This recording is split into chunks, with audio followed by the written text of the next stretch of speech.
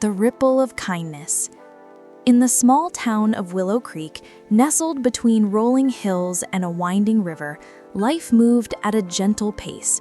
The streets were lined with cozy shops, blooming flower baskets, and friendly faces. But beneath the surface of this peaceful town, every person carried a story, a struggle, a silent battle no one else could see. This is the story of how a single act of kindness rippled through Willow Creek, changing lives in ways no one could have imagined. The girl at the cafe.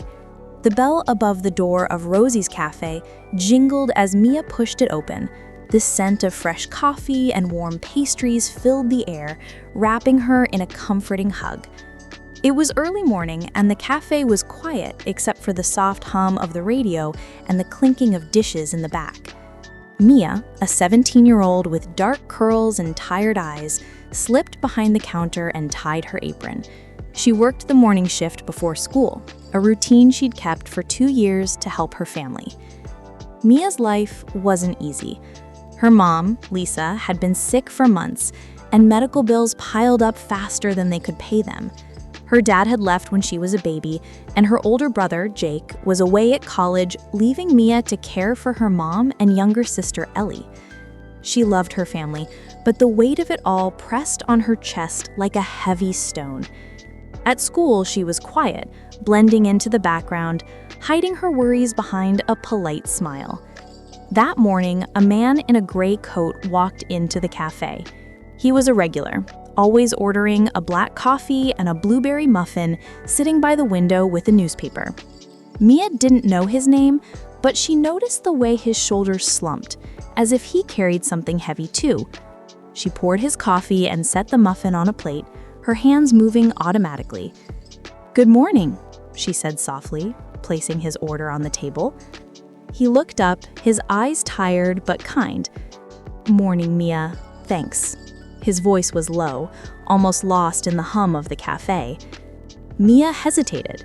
She'd seen him every day for months, but they never talked beyond orders and thank yous. Today, something made her pause. Maybe it was the way his hands trembled slightly as he reached for the coffee, or the faint sadness in his eyes. Without thinking, she spoke. "You okay, sir?" she asked, her voice gentle. The man froze, surprised. No one had asked him that in a long time. He forced a small smile. "Just another day, you know." Mia nodded, sensing he didn't want to say more. She turned to head back to the counter, but stopped. "If you ever need to talk, I'm here," she said, her cheeks flushing. She felt silly, like she'd overstepped. The man looked at her, his expression softening. "That's kind of you, Mia. Really?" He didn't say more, but his eyes held a flicker of gratitude. As Mia walked away, she didn't know that her simple question had planted a seed in the man's heart, a tiny spark of warmth in a world that had felt cold for too long. The man in the gray coat. The man's name was Thomas Reed, a 52-year-old accountant who lived alone in a small house on the edge of Willow Creek. To everyone in town, he seemed ordinary, quiet, polite, always dressed in his gray coat and hat. But no one knew the battle he fought every day. 6 months ago, Thomas had lost his wife, Sarah, to cancer. They'd been married for 25 years, and she was his best friend, his anchor. Without her, life felt like a puzzle with a missing piece. Thomas went to Rosie's cafe every morning because it was Sarah's favorite place. They used to sit by the window together, sharing muffins and laughing over small things. Now he sat there alone, clinging to the memory of her. The grief was a heavy cloud, following him everywhere. He hadn't told anyone, not his coworkers, not his neighbors. He didn't want pity. He just wanted to keep going, one day at a time. Mia's question that morning caught him off guard. It was such a small thing, but it stirred something inside him. Someone had noticed he wasn't okay. Someone cared enough to ask. For the first time in months, Thomas felt seen. That afternoon, as he walked home from work, Thomas passed the town's community center. A sign caught his eye. Volunteers needed for after-school program. He slowed, staring at the bright yellow paper. Sarah had loved kids, always talking about how they wanted to volunteer together when they were tired. Thomas had never been good with kids, but something about Mia's kindness made him think maybe he could try. He wrote down the number on the sign and tucked it into his pocket. It was a small step, but it felt like a crack in the wall he'd built around his heart. The boy who never smiled. At Willow Creek High School, Mia's day was a blur of classes and whispers. She kept her head down, focusing on her notes, but her mind was on her mom's next doctor's appointment. During lunch, she sat alone in the courtyard, nibbling on a sandwich and reading a worn copy of Charlotte's Web. It was Ellie's favorite book, and Mia read it to her at night to help her sleep. Across the courtyard, a boy named Liam sat under a tree, his hoodie pulled over his head. Liam was 16, tall and lanky, with dark eyes that seemed to look through people rather than at them. He was new to Willow Creek, having moved there with his mom after his parents' messy divorce. At school, he was the kid who never smiled, always alone, always quiet. Rumors swirled about him, that he was trouble, that he'd gotten kicked out of his last school, but no one knew the truth. Liam's battle was invisible, but heavy. His dad had been his hero, teaching him how to ride a bike, how to throw a football, but over the years, his dad changed, becoming angry and distant. The divorce left Liam feeling like he wasn't enough. Not enough to keep his family together, not enough to make his dad stay. His mom worked long hours as a nurse, leaving Liam alone most of the time. He felt like a ghost, drifting through life with no one to anchor him. That day in the courtyard, Liam noticed Mia. She was always quiet, like him, but there was something different about her. She didn't seem to care about the cliques or the gossip. She just existed. As he watched her read, a group of kids nearby started laughing, tossing a football back and forth. One of them, a loud boy named Tyler, threw the ball too hard and it landed near Mia, knocking her book to the ground. "Oops, sorry, nerd," Tyler called, laughing with his friends. Mia's face turned red as she picked up the book, brushing dirt off the cover. Liam watched, his hands clenching into fists. He hated bullies. He'd been on the receiving end of their taunts at his old school. Without thinking, he stood and walked over to Mia. "Hey," he said, his voice low. "You okay?" Mia looked up, startled. "Oh, yeah, it's fine." She clutched the book to her chest, embarrassed. Liam picked up the football and tossed it back to Tyler, harder than necessary. "Watch where you're throwing," he said, his tone sharp. Tyler smirked, but didn't say anything, turning back to his friends. Liam looked at Mia again. "They're idiots. Don't let them get to you." Mia nodded, her eyes meeting his for a moment. "Thanks," she said softly. Liam shrugged and walked back to his spot under the tree, his heart pounding. He didn't know why he'd done that. He usually stayed out of things. But something about Mia's quiet strength made him want to protect her, even just a little. The ripple begins. That evening, Mia walked home from the cafe, her feet aching. She thought about the boy in the courtyard, Liam. His small act of kindness had surprised her. She wasn't used to people stepping in for her. It made her feel less alone, even if just for a moment. At home, Mia found Ellie drawing at the kitchen table, crayons scattered everywhere. Their mom was asleep on the couch, a blanket tucked around her. Mia's heart tightened. She hated seeing her mom so weak, but she pushed the feeling down and smiled for Ellie. "Want to read Charlotte's Web?" Mia asked, sitting beside her sister. Ellie's face lit up. "Yes! Can you do the voices?" Mia laughed, nodding. As she read, her voice soft and animated, she didn't notice the weight on her shoulders lifting, just a little. Ellie's giggles were a reminder that small moments of joy could make a big difference. Across town, Thomas sat at his kitchen table, staring at the volunteer flyer. He thought about Mia's question at the cafe. "You okay, sir?" It was such a small thing, but it had stayed with him all day. He picked up his phone and dialed the community center's number. "Hello, I'm calling about the volunteer program," he said, his voice hesitant. The woman on the other end was warm and welcoming.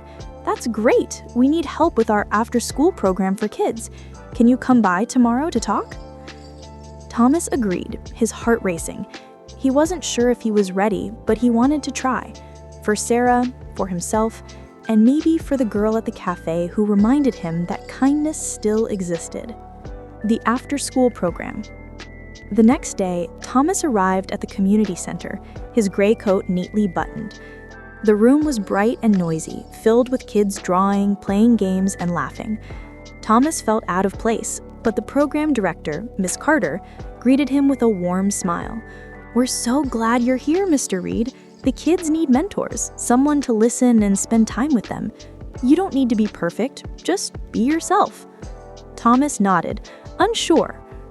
He was assigned to a group of younger kids, including a shy girl named Ellie, Mia's little sister. Ellie was 7, with big brown eyes and a quiet voice.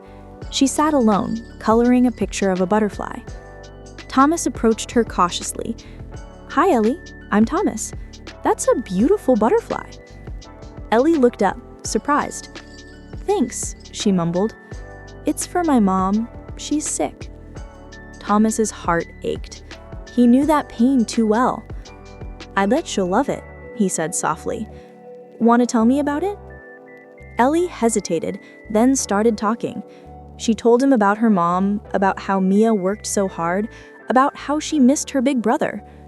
Thomas listened, really listened, and for the first time in months, he felt useful.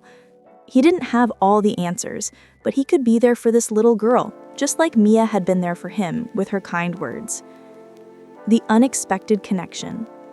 A week later, Mia was wiping down tables at the cafe when Thomas walked in. He looked different, less slumped, a little brighter. He ordered his usual coffee and muffin, but this time he lingered at the counter. "Mia, I wanted to thank you," he said, his voice steady. "The other day, when you asked if I was okay, it meant a lot. I started volunteering at the community center because of you." Mia blinked, surprised. "Me? I didn't do anything." "You did," Thomas said. "You reminded me that people care. And guess what? I met a girl named Ellie there. She said her sister works here. Is that you?" Mia's eyes widened. "Ellie is my sister. You're volunteering with her?" Thomas nodded, smiling. "She's a great kid. She talks about you all the time." Mia's cheeks warmed. She hadn't realized how much Ellie noticed her efforts. "Thanks for being there for her," she said. "It means a lot." As Thomas left, Mia felt a spark of hope. Her small act of kindness had reached further than she had imagined, touching her own sister through this quiet man. Liam's battle. At school, Liam kept to himself, but he couldn't stop thinking about Mia. She was different from the other kids, who seemed to care only about popularity and drama. One day, he saw her in the library, struggling to carry a stack of books. Without thinking, he walked over. "Need help?" he asked. Mia looked up, startled but grateful. "Oh yeah, thanks." They carried the books to a table, and for a moment, neither spoke. Then Mia broke the silence. "You didn't have to help me the other day with the football thing, but I'm glad you did." Liam shrugged, his cheeks reddening. "It was nothing." "It wasn't," Mia said firmly. "It made my day better." Liam looked at her, his guard lowering just a bit. "You're not like the others," he said quietly. "You don't act like you're better than everyone." Mia smiled. "I'm just trying to get through the day, like you." For the first time, Liam smiled. A small, hesitant smile, but a smile nonetheless. They started talking about books, about school, about nothing and everything. Mia didn't know it, but her kindness was a lifeline for Liam, a reminder that he wasn't as alone as he felt. The ripple grows. Over the next few weeks, the ripples of kindness spread through Willow Creek. Thomas became a regular at the after-school program, helping Ellie and other kids with their homework and art projects. He found himself laughing again, the weight of his grief easing just a little. Ellie's drawings brightened his days, and he started bringing her small gifts, a pack of crayons, a notebook, small things that made her light up. Mia and Liam grew closer too. They started sitting together at lunch, sharing stories and silences. Liam opened up about his dad, about the divorce, about feeling like he didn't belong anywhere. Mia listened, never judging, and shared her own worries about her mom and the bills. Their friendship became a safe space, a place where they could be themselves. One day, Mia noticed Liam seemed quieter than usual. "What's wrong?" she asked. Liam hesitated, then said, "It's my dad's birthday tomorrow. I haven't talked to him in months. I don't even know if he'd want to hear from me." Mia thought for a moment. "You won't know unless you try," she said gently. "Maybe just a small message. It doesn't have to be perfect." Liam nodded, grateful for her encouragement. That night, he wrote a short text to his dad. "Happy birthday, miss you." To his surprise, his dad replied the next day, "Thanks, Liam. I miss you too. Can we talk soon?" It wasn't a fix for everything, but it was a start, and Liam felt a flicker of hope. The community comes together. One evening, the community center hosted a family night. Mia brought her mom, who was feeling stronger that day, and Ellie was buzzing with excitement. Thomas was there helping set up tables, and Liam showed up, surprising Mia. He'd heard about the event from her and decided to come, even though he felt nervous. The night was filled with laughter, music, and games. Ellie showed Thomas her latest drawing, a bright butterfly with a note that said, "For Mr. Thomas." Thomas's eyes welled up, but he smiled, hugging her gently. Mia and Liam helped serve food, joking and bumping shoulders. Lisa, Mia's mom, watched them, her heart full. She hadn't seen Mia smile like that in a long time. She leaned over to Thomas, who was sitting nearby. "You've been so good to Ellie," she said. "Thank you." Thomas shook his head. "They're the ones helping me," he said. "Your daughters are special." As the night ended, Mia stood outside, looking at the stars. Liam joined her, his hands in his pockets. "This was nice.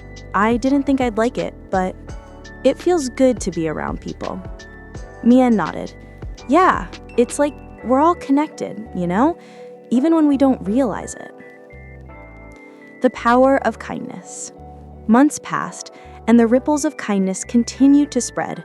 Mia's mom started getting better, thanks to a new treatment plan. The bills were still a worry, but Mia felt stronger, knowing she had Liam and Thomas in her corner. Liam started talking to his dad more, rebuilding their relationship one small step at a time. Thomas found purpose in volunteering, and the kids at the community center gave him a reason to keep going, even on the hard days. One morning at the cafe, Thomas left a note for Mia with his usual tip. It read, "Thank you for seeing me when I felt invisible. You're changing lives, Mia, just by being you." Mia read the note, tears in her eyes. She didn't know her small act of kindness, asking if he was okay, had started a chain reaction, but it had. It reminded Thomas to keep going, which helped Ellie, which lifted Mia's spirits, which gave Liam the courage to reach out to his dad. One moment of kindness had touched so many lives. As Mia tucked the note into her pocket, she looked out at the cafe, at the people sipping coffee, laughing, living their lives. She realized the truth of the words she'd heard somewhere. Be kind. Everyone you meet is fighting a battle you know nothing about. And in Willow Creek, those battles were a little easier to bear because of the kindness they shared.